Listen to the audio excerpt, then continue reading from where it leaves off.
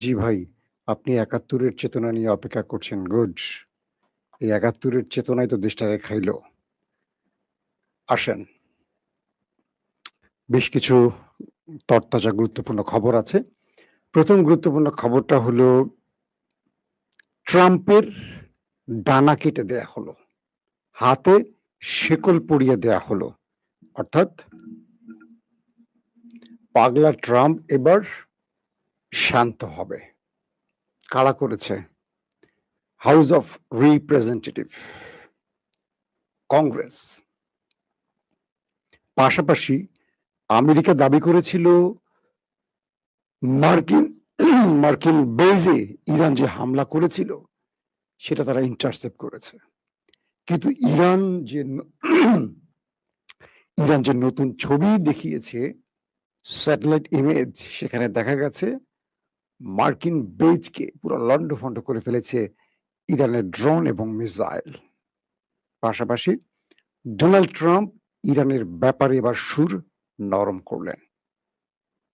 অন্যদিকে লেবানন এবং ইসরায়েলের মধ্যে যুদ্ধবিরতি ঘোষণা হয়েছে। এবার যুক্তরাষ্ট্র বলছে এটি স্থায়ী যুদ্ধবিরতি হতে যাচ্ছে। চলুন আরো যে খবরগুলো আছে একসাথে আপনাদের দেবার চেষ্টা করছি। প্রিয় দর্শক, প্রথম যে খবরটি দিয়ে শুরু করতে চাই সেটি হলো ইসরায়েল এবং লেবাননের মধ্যে থেমে থেমে হামলা পাল্টা হামলার যে ঘটনাগুলো ঘটছে, এরপর আমেরিকা দুপক্ষের মধ্যে একটি সমঝোতার চেষ্টা করে এবং বলা হচ্ছে যে দুই দেশকে যুদ্ধবিরতিতে পৌঁছতে বাধ্য করে। যদিও লেবানন পূর্বেই যুদ্ধবিরতির সকল নিয়ম মেনে চলেছিল, কিন্তু একটি দেশ সেই নিয়ম না মেনে বারবারই আক্রমণ করছিল।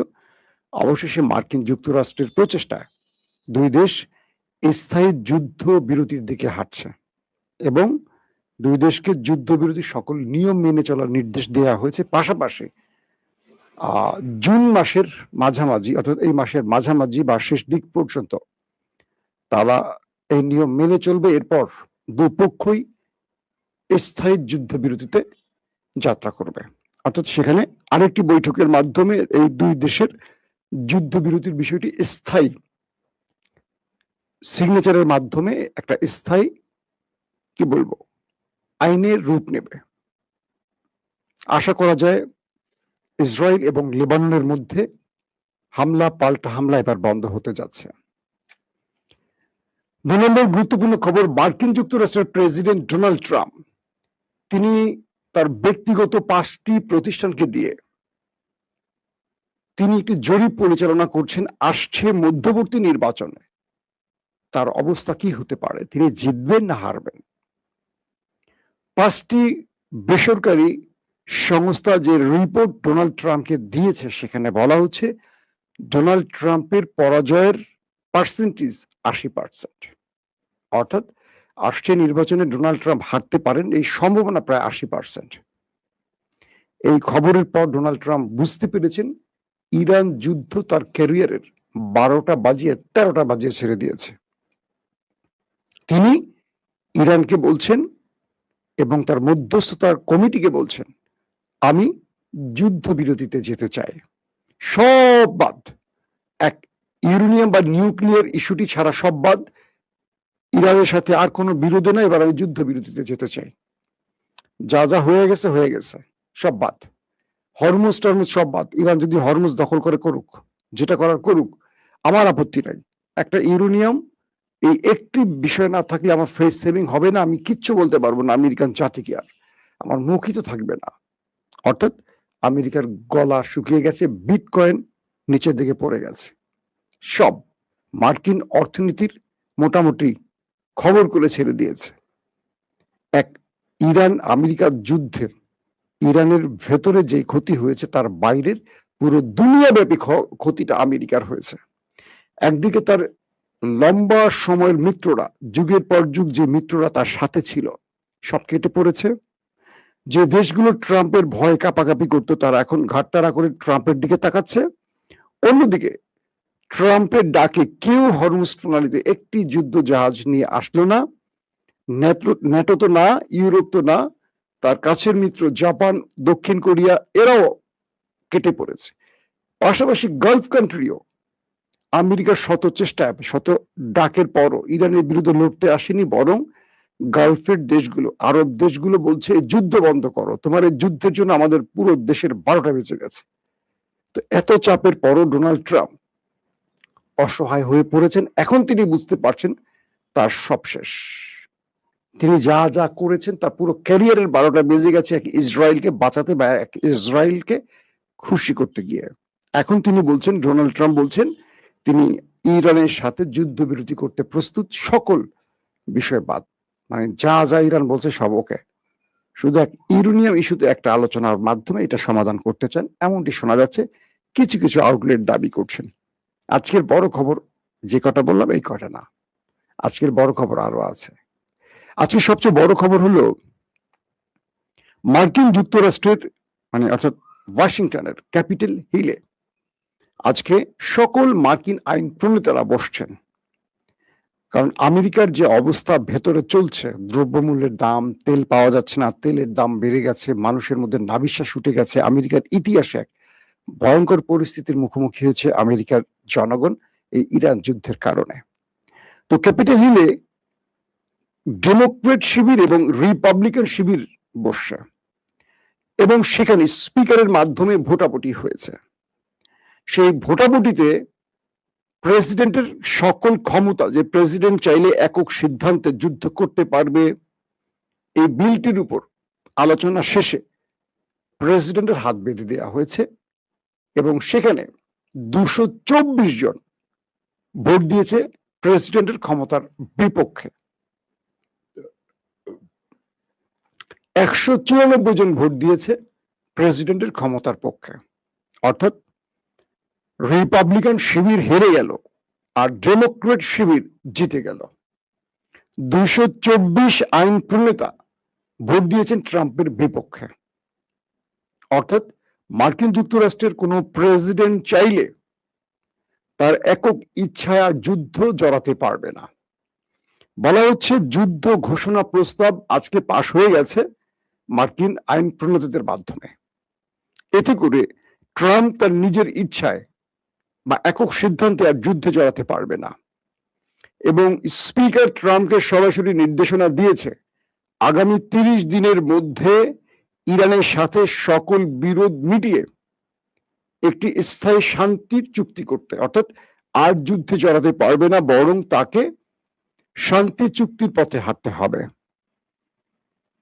কারণ এই যুদ্ধ, স্পিকার স্পষ্ট করে বলছেন, এই যুদ্ধ আমেরিকান জাতিকে হতাশা দিয়েছে, দুর্ভোগ দিয়েছে, বিনিময় কিছু দেয়নি। এই যুদ্ধ নীতি বা ট্রাম্পের একক যুদ্ধের ঘোষণা বা যুদ্ধ করার কারণে আমেরিকা যেই পরিমাণ পে করছে, যেই পরিমাণ ক্ষতির মুখে পড়েছে দেশের জনগণ, এটি অবর্ণনীয়। স্পিকার বলছেন এই আইন পাশের মাধ্যমে আমেরিকার জাতির ভাগ্যে একটি বড়, কি বলবো, বিজয় লেখা থাকবে। কারণ এখন থেকে মার্কিন কোন প্রেসিডেন্ট তার ইচ্ছে মতো কোথাও যুদ্ধ করতে পারবে না। যুদ্ধ করতে হলে মার্কিন কংগ্রেসের অনুমোদনের প্রয়োজন হবে। অর্থাৎ যত আইন প্রণেতারা আছেন, এই যুদ্ধের জন্য ট্রাম্প প্রেসিডেন্ট হিসেবে এককভাবে তিনি নির্দেশনা দিয়ে যুদ্ধ করতেন, এটি আর পারবে না। এখন কংগ্রেসের অনুমোদন নিতে হবে, তারপর যুদ্ধ করতে হবে। এবং এর মাধ্যমে একটি বিষয় স্পষ্ট হয়েছে, স্পিকার বলছে ইরানের সাথে সকল বিরোধ মিটিয়ে ফেলতে। তার মানে ট্রাম্পকে আর যুদ্ধের দিকে হাঁটতে দেয়া যাবে না, দেবে না। একটা আইন রূপ নিয়ে গেছে আমেরিকাতে। ট্রাম্প এখন কি করবেন? রিপাবলিকান শিবির বলছে এই আইনটি পাশের মাধ্যমে মার্কিন ইতিহাসে একটি কলঙ্ক রচিত হয়েছে। রিপাবলিকান শিবির মানে ট্রাম্পের দল।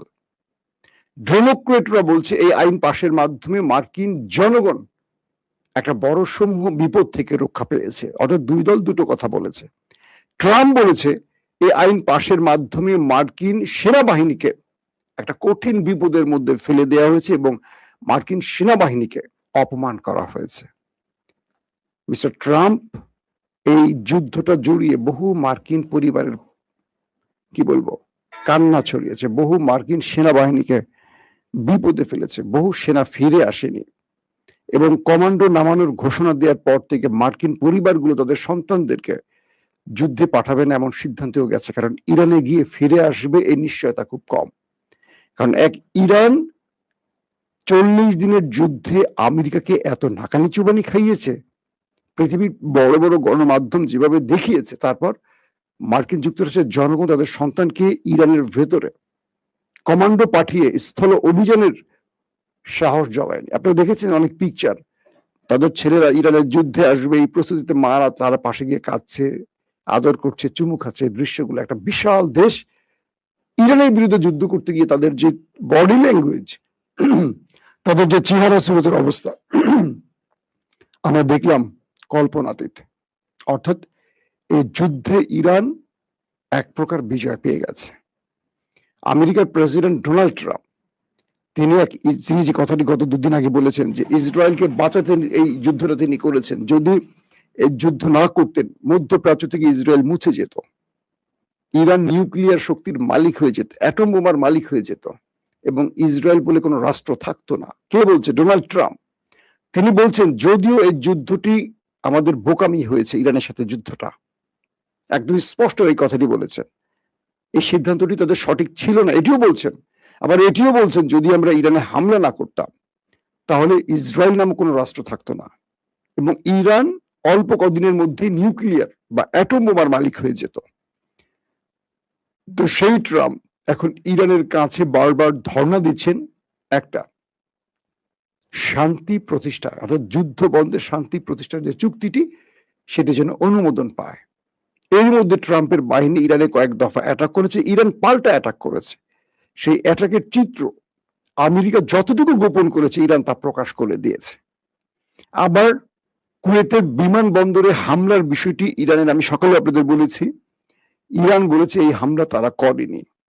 তারা বলছে, আইআরজিসির পক্ষ থেকে বলা হয়েছে যে আমরা যে হামলাগুলো করি তা অ্যাডমিট করি, স্বীকার করি, এটি আমরা করিনি। এটি মার্কিন প্যাট্রিয়ট সিস্টেমের কোনো বিস্ফোরণ থেকে হতে পারে। আর ইরানের যে কাতারে কুয়েতে মার্কিন যে বেজ, সেই বেজে যে হামলার আমেরিকা দাবি করেছিল সেটা তারা ইন্টারসেপ্ট করেছে, কিন্তু ইরান উপগ্রহে বা স্যাটেলাইট ইমেজ প্রদর্শন করেছে। সেখানে দেখা গেছে উপর থেকে এসে একটা ম্যাসিভ আকারে সেই বেজে হামলা করে পুরো আগুন ধরিয়ে দিয়েছে।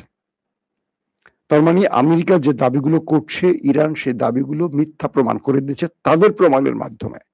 তো সবকিছু মিলিয়ে ডোনাল্ড ট্রাম্প শেষ পর্যন্ত হতাশা ছাড়া আর কিছু পাচ্ছেন না এবং হাউস অফ রিপ্রেজেন্টেটিভের এই সিদ্ধান্ত মার্কিন কংগ্রেসের ডোনাল্ড ট্রাম্পের হাত বেঁধে দেওয়ার ফলে আমেরিকার প্রেসিডেন্টরা আর চুদুরবুদুর করতে পারবে না, এটি আমরা আশা করছি। কারণ আমেরিকার প্রেসিডেন্টরা ইসরায়েলের প্রেসক্রিপশনে তারা আফগান ধ্বংস করেছে, ইরাক ধ্বংস করেছে, লিবিয়া ধ্বংস করেছে, সিরিয়া ধ্বংস করেছে, ইরানে হামলা করে ইরানকে প্রায় ধ্বংস করেছে, নিজেরাও ধ্বংস হয়েছে। এমন বহু দেশ তারা ধ্বংস করে একক সিদ্ধান্তের জন্য। এরপর আমরা দেখতে চাই আমেরিকা তাদের প্রেসিডেন্টের হাত বেঁধে দিতে পারে কিনা, শেকল পরাতে পারে কিনা। প্রত্যেকে ভালো থাকবেন। আল্লাহ হাফেজ।